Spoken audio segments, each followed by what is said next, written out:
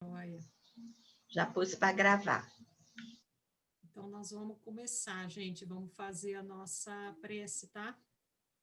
Então, vamos iniciar. Hoje é o capítulo 28, né? Embaixadores do Reino, da Amélia Rodrigues, do Vivendo com Jesus.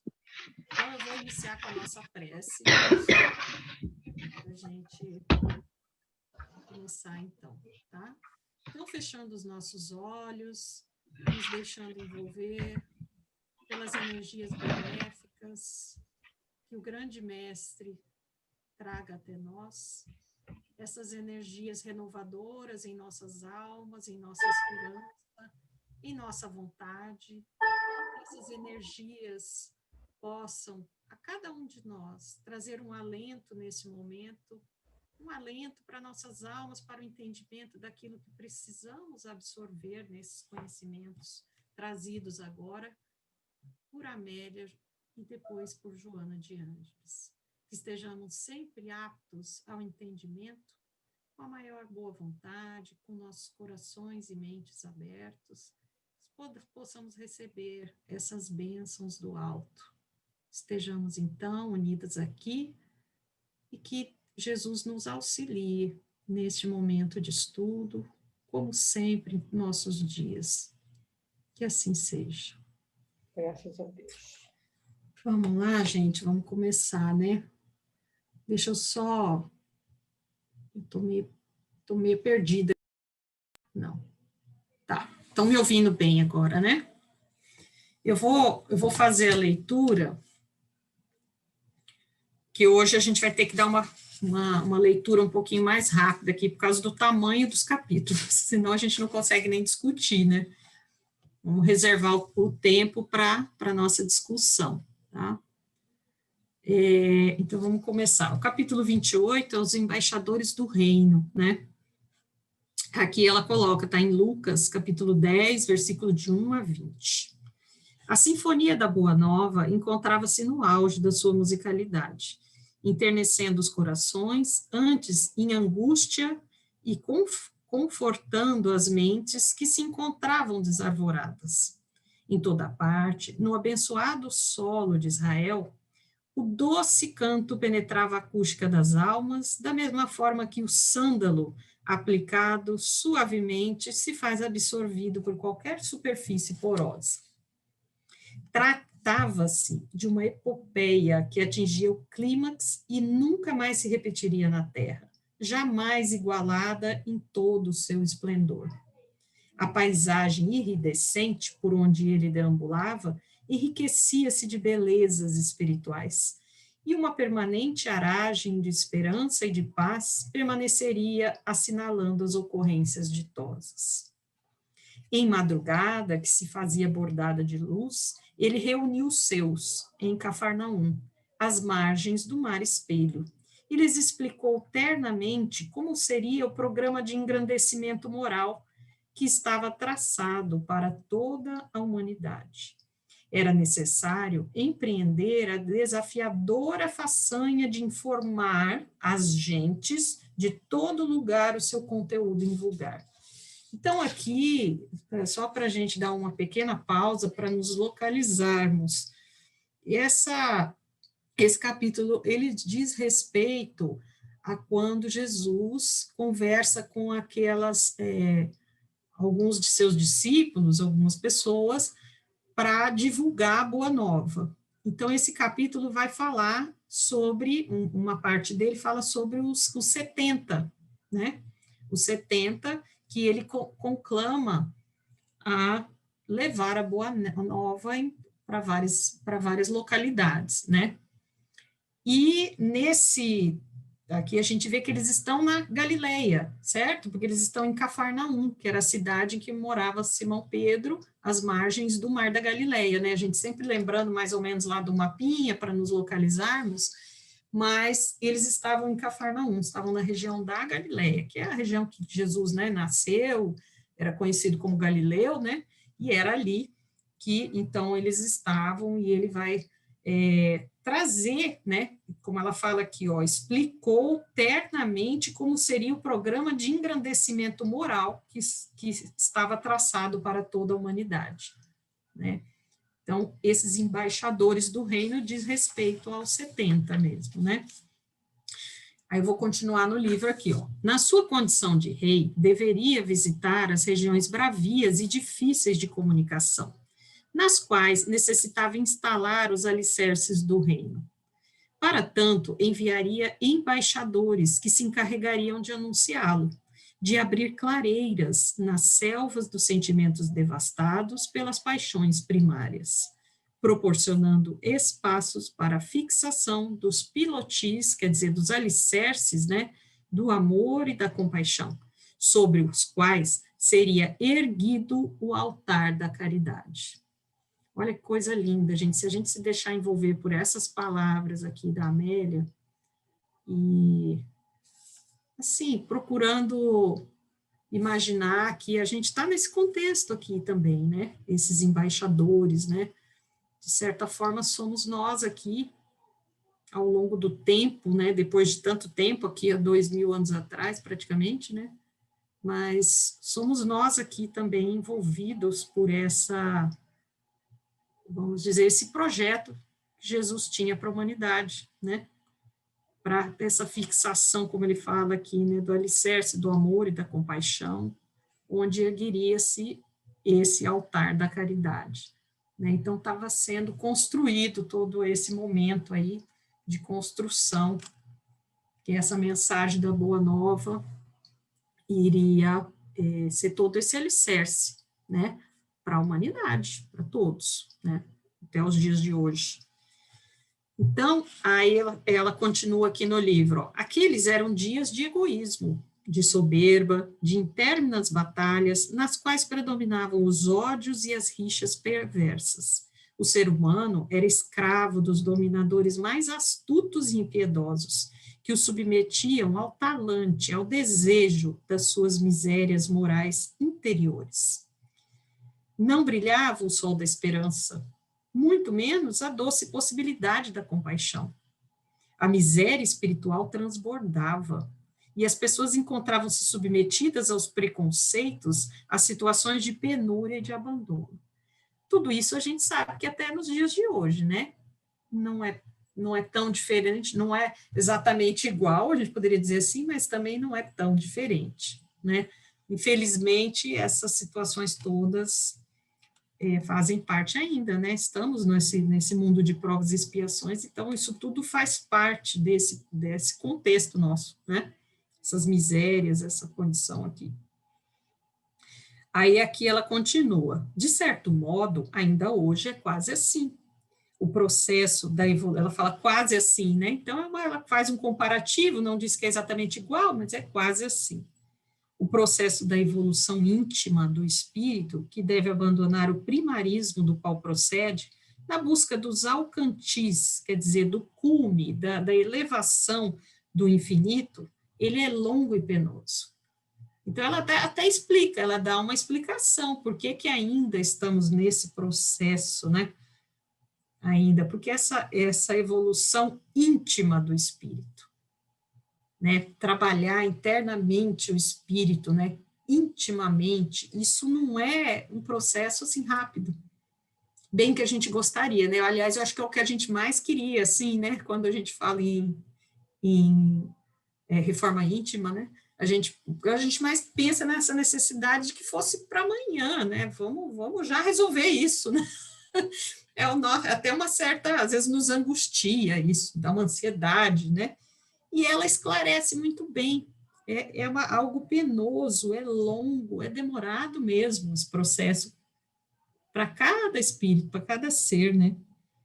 Então, envolvendo os discípulos, ela continua aqui, selecionados para o mistério especial, tocou-os, olha que interessante, Jesus tocou um a um, transmitindo a santificada energia que o caracterizava e esclareceu. Então, é quando ele vai falar com os discípulos que serão os 70, e que ele vai orientar que saiam 2 a 2. Tem um capítulo aqui que também comentado no finalzinho, no rodapé aqui até se vocês quiserem olhar, dá uma olhadinha aí no livro, ó, na última página do capítulo, tem um rodapé ali, não tem? Para mim está com o número 26 o rodapé. Voltamos ao mesmo tema. Vocês acharam? Quem achou faz assim. Então tá, só para saber. Voltamos ao mesmo tema analisado no capítulo 12 desse livro aqui, ó. A gente já estudou sobre os 70. É o capítulo 2a2. E olha por que ela volta, ó. Por considerá-lo de alto significado nesse momento histórico da humanidade. Né? Então, ela justamente vai, a gente até pode voltar lá um pouquinho, daqui a pouco a gente volta ali no livro, que nós já estudamos sobre os 70 nesse mesmo livro, e que Jesus vai pedir que eles saiam 2a2. Tá? Depois a gente vai voltar no capítulo 12, depois que eu fizer a leitura dessa parte aqui, desse pedacinho, tá? Então, o meu aqui agora voltando, ó, onde a gente estava, ele esclareceu, né? Tá ali. Ide em paz e com irrestrita confiança no Pai. Então, ele passa, aquele momento que ele toca um a um, ele passa uma energia até para que, de certa forma, eles se sintam, né, envolvidos naquele momento e entendam a fala dele aqui, o que ele deseja daqueles discípulos. Nunca temais, olha o que Jesus fala, seja o que for, porquanto estáis investidos do mandato superior. É como se Jesus falasse, isso que eu estou passando agora para vocês, eu estou dando uma autoridade de Deus. Estou passando uma autoridade divina aqui para vocês, né? Então, nunca temais, seja o que for, porquanto estáis investido do mandato superior, e conseguireis avançar imunes às agressões, às picadas dos escorpiões e das serpentes, que ficarão esmagados sob vossos pés, enquanto as vossas vozes calarão a agressão dos espíritos perversos, zombeteiros e causadores de pânico nas multidões desavisadas. Seguireis. A Ali que chegou, a Ali está aparecendo para mim aí. Oi, tudo bom, Simone? Oi, tudo. Eu ouvi um barulhinho, mas não tava visualizando aqui. Desculpa interromper. É que eu sempre estou chegando atrasada por causa do meu horário, tá? Não tem problema, não. Aqui, ó, nós estamos no Seguireis, o meu é página 185 aqui. Não sei como é que se os livros são iguais em cima, estou começando lá, ó. Seguireis, amparados Obrigada, pelas legiões angélicas, encarregadas de trabalhar a humanidade e nela renascer através dos séculos para recordar e ampliar as sublimes propostas que apresentareis. Percebe que quando ele fala aqui, quando Jesus fala, ele fala que ao longo dos séculos vocês estarão acompanhados das legiões angélicas. Ou seja, aquele trabalho ali, que aqueles discípulos, aqueles 70 discípulos iam fazer naquele momento, ia por várias encarnações. E que eles não temessem nada, porque tudo iria se submeter à vontade do Pai, né? Que as legiões angélicas estarão, que vão trabalhar a humanidade, vão renascer através dos séculos. Olha que interessante aqui essa colocação. Ou seja, naquela época eram 70, mas hoje são milhares que estão amparados, são os obreiros, né? Obreiros do Senhor, são o que ela chama de embaixadores aqui, né? Embaixadores da paz. É quem está levando essa boa nova, né? Ao longo das eras, das várias encarnações. Porque não ia ser de um período para outro, numa só encarnação, né? Não é possível que os espíritos conseguissem aí essa progressão necessária, né? Então, essa mensagem foi levada, né? ao longo de todo esse tempo. A gente tem que entender isso, e está conosco ainda, estamos fazendo parte de tudo isso, né? Inspirar-vosão, né? Ele continua, e ouvir-vosão num contínuo intercâmbio de amor. Ninguém terá como silenciar-vos as vozes, e todos se vos submeterão ao canto incomparável com as revelações da verdade. Depois, eu próprio vos seguirei em pós, fixando as estrelas do evangelho no zimbório das almas em escuridão. Abençoo-vos em nome de meu Pai e despeço-vos em paz. Então, essa fala, na verdade, esse pedacinho que a gente leu, é uma fala final da parte que a gente vai dar uma olhadinha agora, no capítulo 12, tá? Que é a página 87 desse mesmo livro. Eu só vou ler um pedacinho, só para a gente recordar, tem mais algumas falas de Jesus, as orientações que ele dá a esses 70, né? Página 87. Acho que todo mundo tem esse mesmo livro, né? Não sei se a página é igual para todo mundo, né? É, né? Ah, então beleza. Então fica mais fácil. Ó, na 87, eu quero ler um trechozinho que faz parte aqui dessa fala dele, né? Que não está lá porque já estava aqui, mas para que a gente recorde um pouquinho aqui, ó. No terceiro parágrafo ali, ó. Então, ele prosseguiu, tá vendo? Ide, eis que vos mando como cordeiros ao meio de lobos. A advertência oportuna dava-lhes a dimensão do que iria ocorrer, porque a confiança e o respeito humano haviam cedido lugar à desconfiança e à rapina. Fazia-se necessário apresentar-se desarmados, de modo a conseguirem ser amados. Logo vieram as recomendações graves. Não leveis bolsa, nem alforje, nem alparcas, e a ninguém saudeis pelo caminho. Desde que estariam a serviço da renúncia e da abnegação, não lhes seria lícito conduzir objetos desnecessários, valores que despertam cobiça e agressão.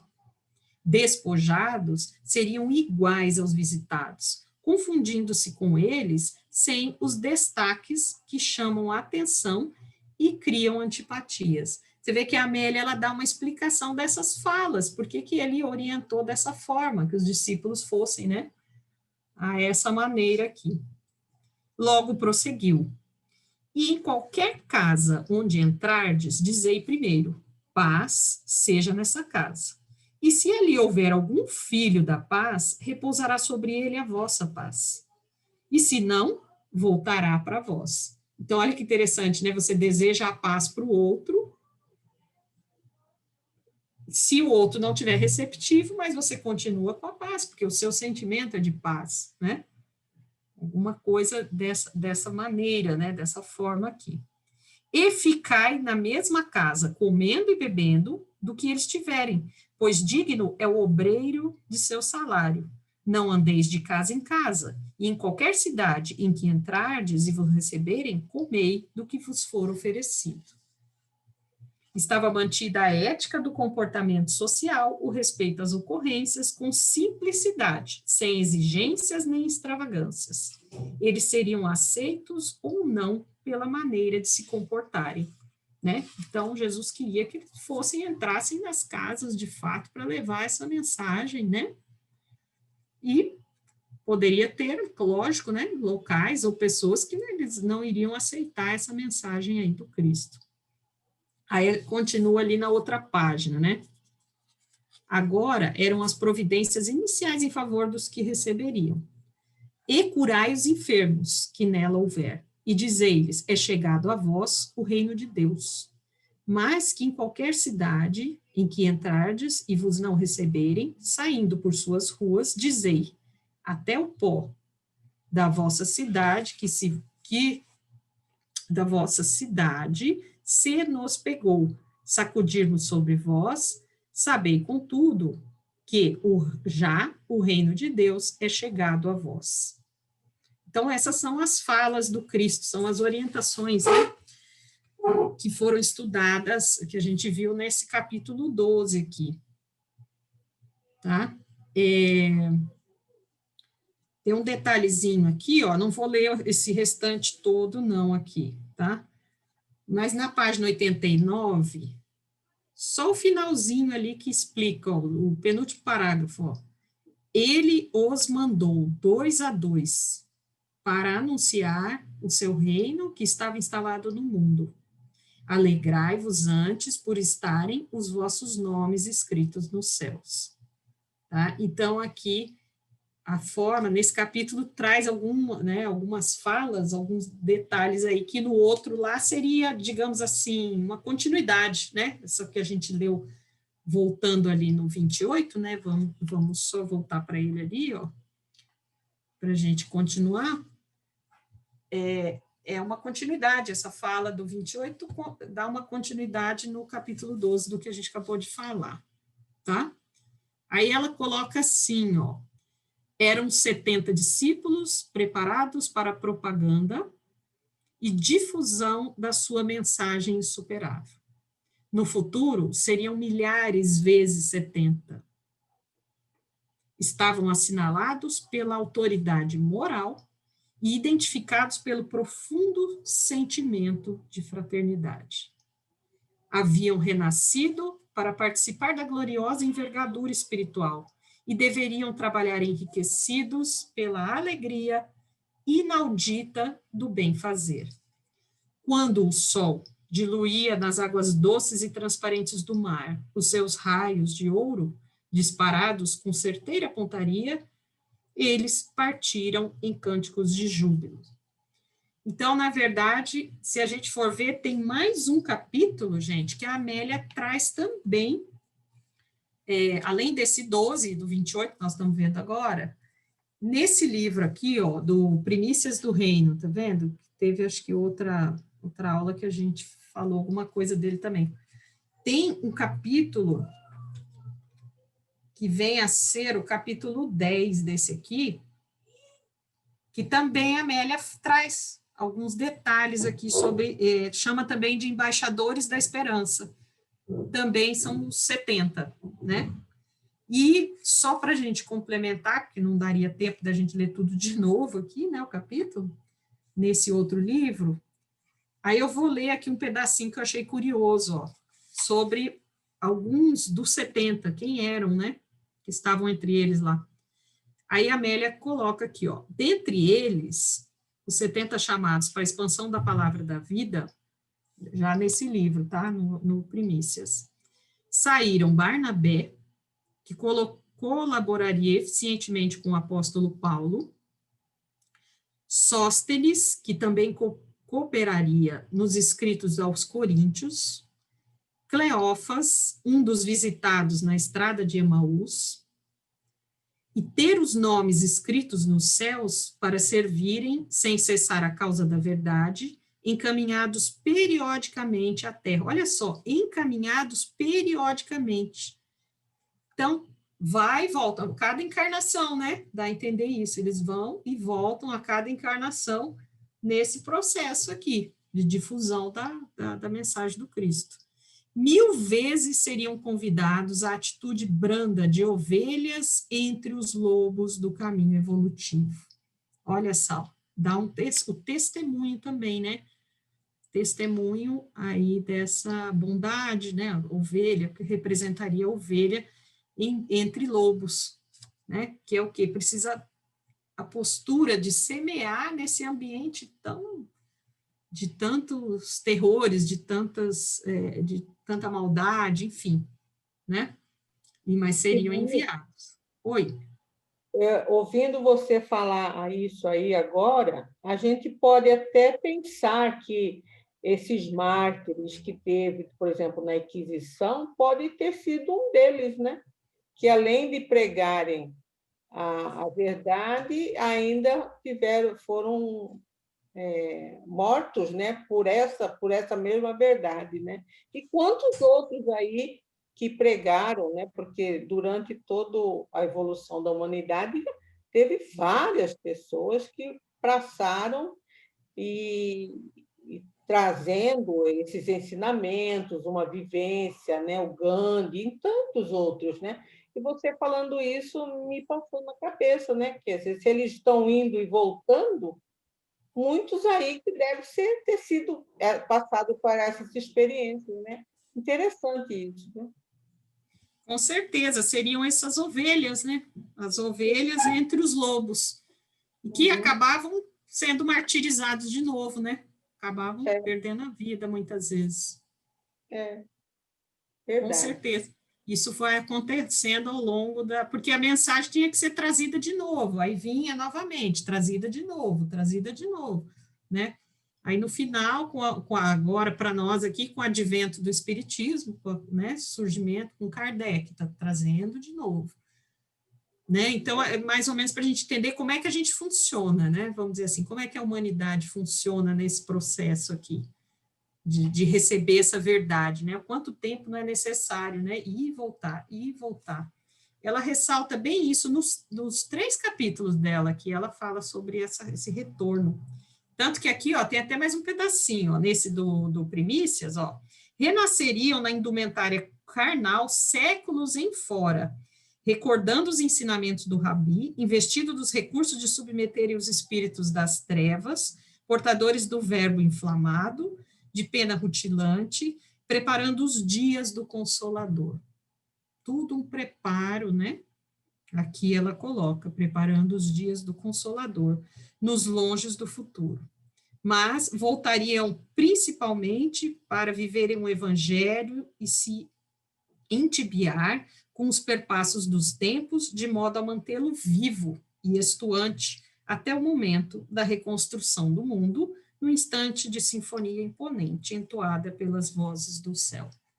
Então, além dessa questão que é chamada a atenção aqui, desse vai e vem, eu acho que também que a gente tem que se ater à questão da autoridade que foi passada a eles, né? Porque esses discípulos também, eles curavam, eles ficaram, assim, muito felizes quando retornavam, né? E vão retornar para contar ao mestre o que eles estavam conseguindo fazer, as curas, né?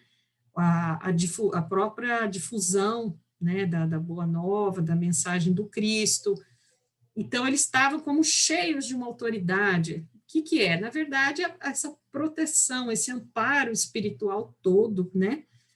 Que na verdade, qualquer trabalhador, né, na seara do Cristo, vai estar amparado, né? Então, acho que é importante lembrar isso. Vai ter esse amparo, vai ter... E Jesus coloca que eles se submeterão a essa verdade, né? Aqueles que estão, né, na condição mais... ainda não conhecem a verdade, mas que irão se submeter a isso. Eu acho isso importante, assim, né, para a gente ter um entendimento de que essa divulgação, tudo que a gente procura fazer, todo o estudo, tudo que a gente tenta passar, né, à frente, que está sob o jugo de Jesus e dos trabalhadores dele, e isso vem sendo assim há milênios, né? Tá? Aí vamos continuar no livro aqui, ó. Se alguém quiser falar alguma coisa também, complementar, viu, gente? Lembrarem de algum detalhe aí, fiquem à vontade. Então, a gente parou aqui, ó. A partitura imensa, na qual estavam grafadas as harmonias da Boa Nova, alcançava aldeias humildes e cidades orgulhosas. Perpassavam pelos caminhos impérvios, aqueles intransitáveis, né? E se expandia pelas estradas bem cuidadas, em perfeita identificação com o cantor, quer dizer, com o Cristo, né? A Amélia fala muito isso, né? Fala que ele a voz dele, a mensagem dele é um canto, né? E que ele era o cantor. Onde quer que se encontrasse. A sociedade terrestre, ela sempre aflita e sofrida, que transpirava horror e decomposição espiritual, passou a receber um bálsamo curador e a força revigorante para que pudesse superar a difícil conjuntura do seu estágio primitivista. Então, você vê a condição de primitivismo é tão grande que é essa necessidade de uma força revigorante, né? Para superar, para transplantar, para passar à frente mesmo, né? Superar toda essa condição aí do espírito mesmo, né? Ainda muito primitivo. Ele inaugurava naqueles dias a era das provas e expiações, proporcionando os recursos valiosos para que se pudesse suportar as dificuldades da evolução. Essa evolução, ela é, como ela falou ali atrás, ela é penosa, ela é difícil, né? Essa evolução, ela não é assim simples para o espírito, para qualquer um, né? Então, seria difícil. Os dias correram... Onde que eu estou, gente? Era lá. Ah, tá. Dificuldades da evolução, né? O largo período de selvageria e impiedade cederia lugar lentamente a uma fase nova, de esperança e de certeza de paz. Os dias correram céleres na ampulheta do tempo, e os embaixadores desincumbiram-se da responsabilidade que lhes foi concedida.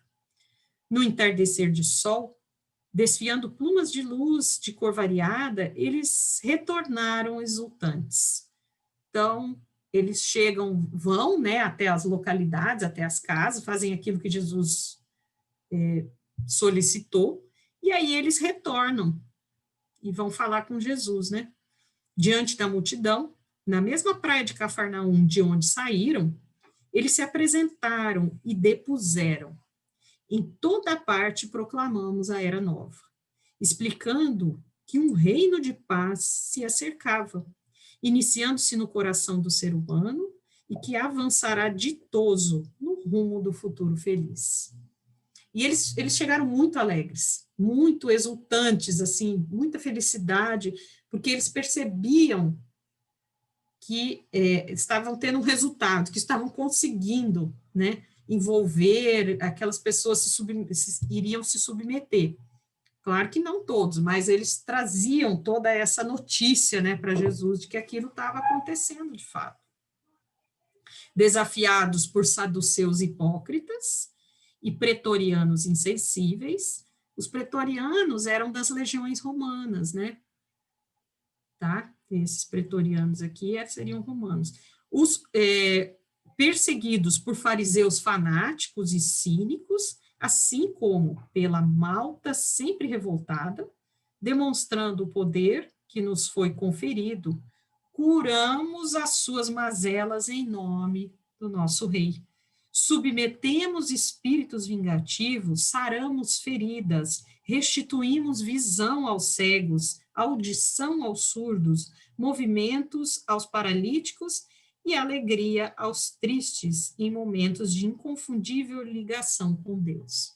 Vocês imaginam eles nesse trabalho que estavam fazendo? Eles estavam assim envolvidos de uma espiritualidade, né, de uma divindade, algo superior mesmo. Imagina a felicidade disso. Que é a questão do servir com amor, né? Servir, e aí aquilo você recebe aquela energia de bondade, né? De misericórdia, aquela energia superior. E isso impulsionava mais ainda a querer servir mais. Eu acho que é mais ou menos esse o processo que a gente, né, deve buscar nos nossos trabalhos, na nossa forma de conduzir. Porque aqui demonstra isso, né? É isso mesmo, Simone. Esse processo é um cíclico. No livro do Alírio Cerqueira, ele fala isso. Primeiro movimento que é o mais difícil é você sair da inércia. Mas a partir do momento que você sai da inércia pela sua força de vontade, o carro anda sozinho, não precisa de muita força para o carro andar, né? É mais ou menos isso aí que você está falando, e a felicidade faz esse ciclo, e depois você está fazendo um trabalho e não está mais gastando tanta energia quanto você gastou para iniciar a coisa. Com certeza, né? Então, isso passa aqui, né? Eles estavam exultantes em alegria mesmo, eles estavam assim, vieram contar a Jesus, né, o que havia acontecido, todas as curas, imagina, né, eles tinham um nível de autoridade ali, de magnetismo, para realizarem curas, né? Nenhum mal nos aconteceu, e sempre conseguimos anunciar o amanhecer de um novo tempo com os olhos iluminados pela alegria e os corações pulsando felicidade. Você vê, o dia que a gente conseguir também nos nossos trabalhos, seja o que for, né, gente, tanto no trabalho de caridade e estendendo a todos nossa rotina, eu acho que a gente tem que pensar assim.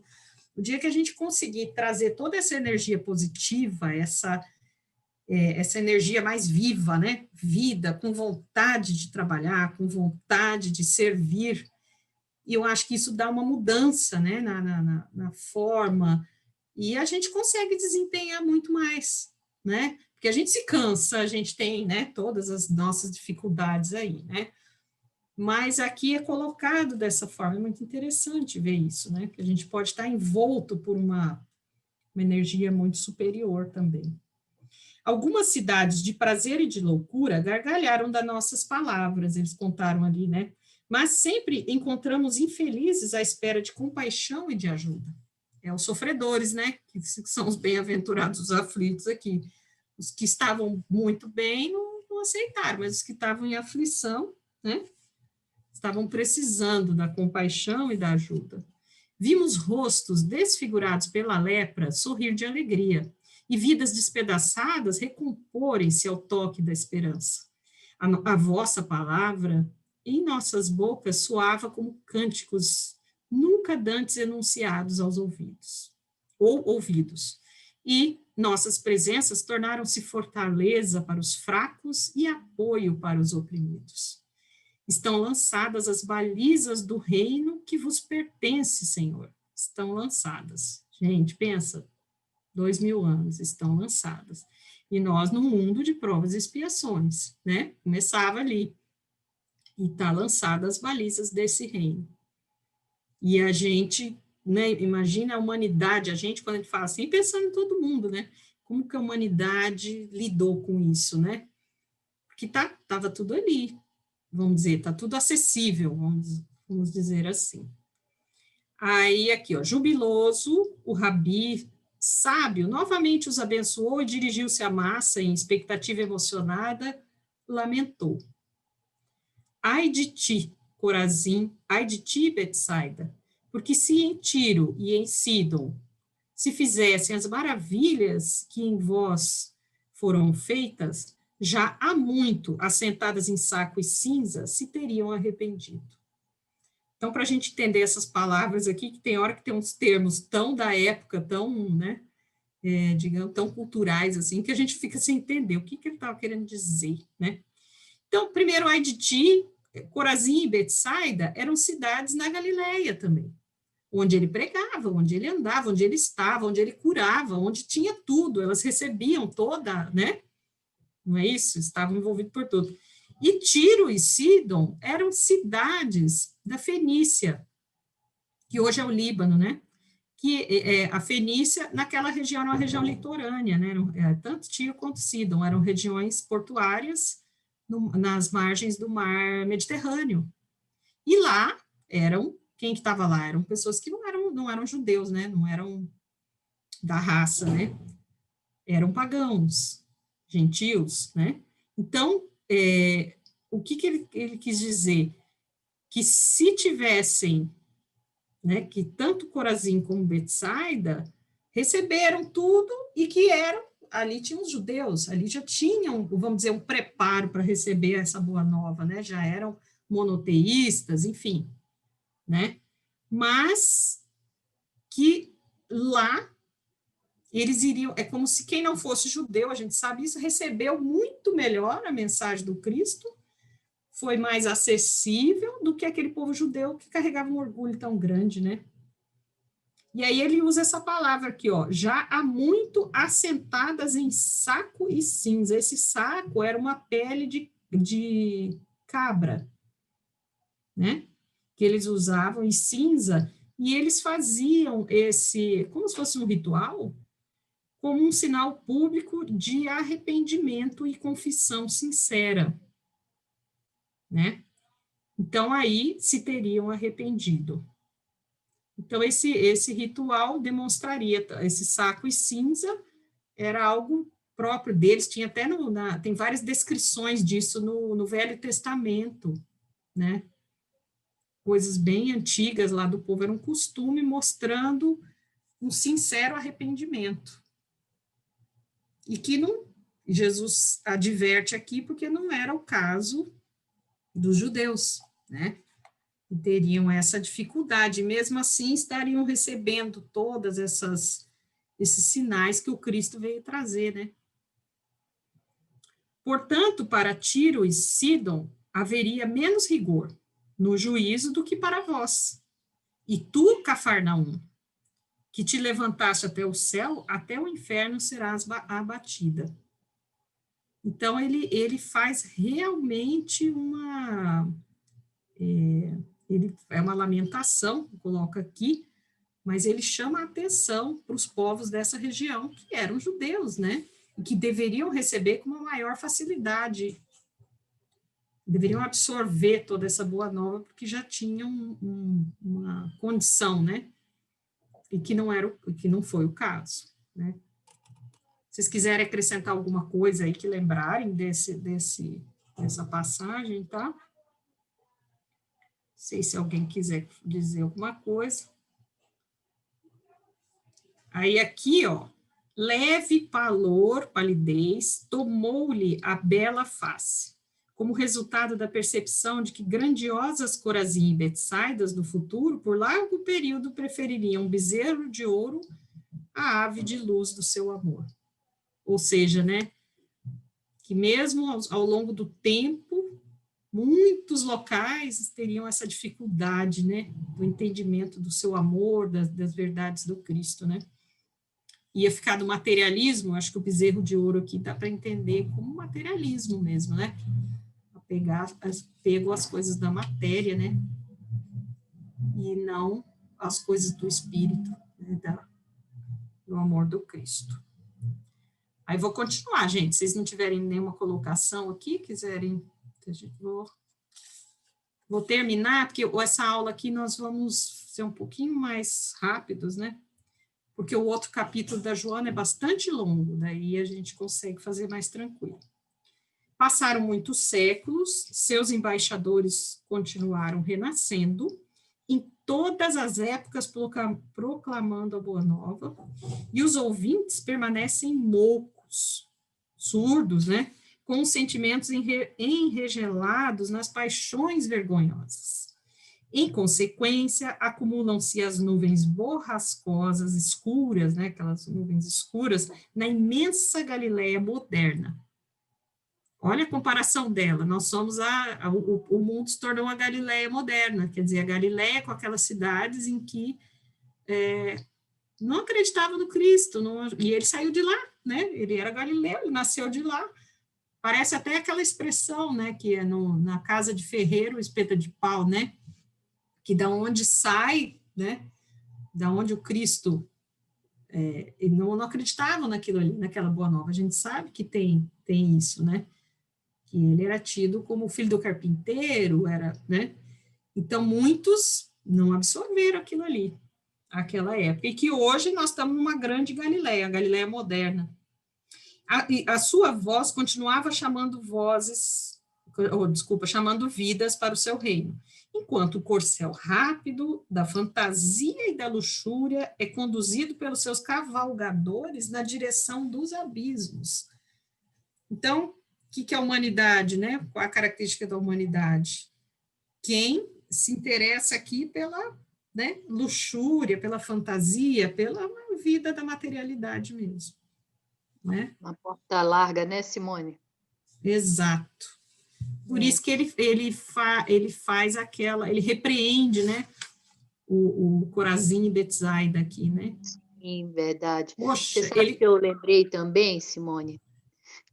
A Caminho da Luz, ele fala, né, que milhares de capelinos reencarnaram aqui, e que ainda hoje existem capelinos que estão na Terra por essa coisa aqui, né, de de permanecerem aí rebeldes a essa transformação e continuarem aí moucos, né, aos chamados do mestre.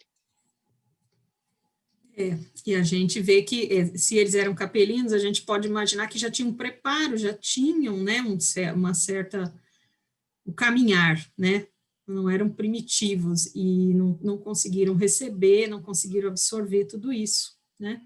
Então, eu acho que Jesus faz essa advertência mesmo, né.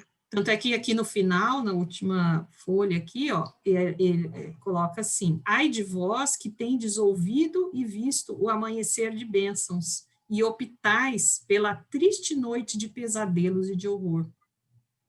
Né? Os embaixadores estão ao vosso lado. Olha que legal. E cuidai de ouvi-los quando se inicia o período de regeneração da humanidade. Então, nós não estamos ao abandono, está tudo aqui, está tudo, né? Olha que maravilha isso, né? Jesus traz tudo isso para nós, né? Nos permite ter acesso a tudo isso, e depende da gente, né? Querer abrir mão do homem velho, né? Daquela história toda que a gente precisa se desprender desse materialismo, né? Desse apego à vida terrestre. E é muito, acho que estar na carne, né, o apelo é muito grande, né, para que a gente se prenda aí às coisas do mundo mesmo, né? Somos nós, humanidade, né? Acho que vamos caminhando, né? Se alguém quiser falar mais alguma coisa, eu não sei se tem que desligar para a gente passar para o outro estudo. Tem que... Acho que a Malu teve que sair, né? Ela passou para alguém? Ela passou para alguém? Não falou nada. Não sei se tem como ver isso. Tá, quem administrando, né? Como que é? Não passou, então, acho que não. Será que o meu que está gravando aqui? Você consegue desligar? Gravando, normal aqui. Que está gravando. Para trocar, para desligar e para o outro estudo, eu acho. Ah, Malu chegou. Ô, Malu, a gente está perguntando porque a gente terminou a Amélia para começar a Joana agora.